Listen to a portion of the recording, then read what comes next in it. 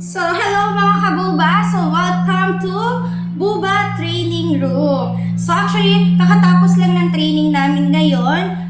It's Alaminos, Pangasinan branch. So, kakababa lang nila. And, medyo naramdaman ko na nauuho ko. So, gagawa ako syempre ng sarili kong drinks. Okay? So, nakapaglagay na ako ng ice with nata de coco dito sa aking bazo. So, ang gagawin ko ay fruities. Siguro kiwi flavor. So, let's check kung meron tayong available na kiwi flavors.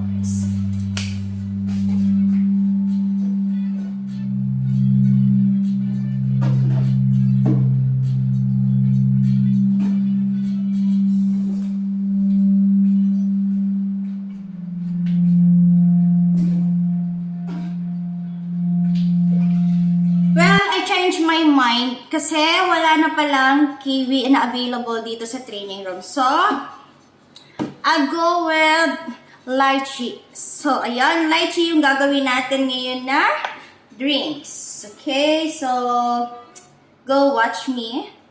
Watch and learn.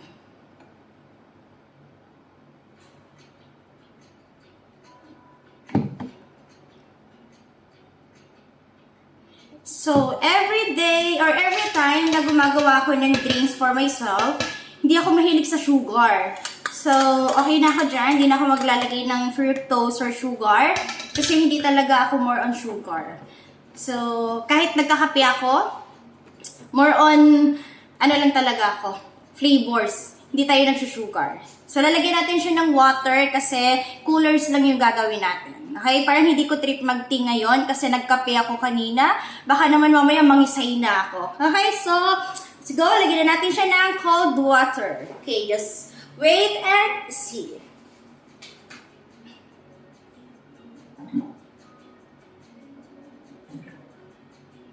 Charan! Meron na siyang water. So, ngayon, kailangan ko na lang siyang isil. But sad to say, yung aking sealer machine ay na-turn off na pala. So, I have to wait again for mga 1 minute para ma-seal yung aking drink. So, anyway, thank you so much guys for watching and hope you can watch me again sa susunod natin mga video. So, this is just a practice. Parang trip ko lang mag-vlog. Pero sana may sumuporta, no? Sa mga ganitong klase ng pagmumukha. Sana masuportahan nyo din po. Okay, so this is Buba Milk Tea Drink. So habang naghihintay ako na uminit yung aking sealer machine, pakita ko na muna sa inyo, Buba Milk Tea. And syempre, ano po tayo, open for franchising. So sa lahat ng gusto mag-franchise, mag-message lang kayo or mag-search kayo. Okay?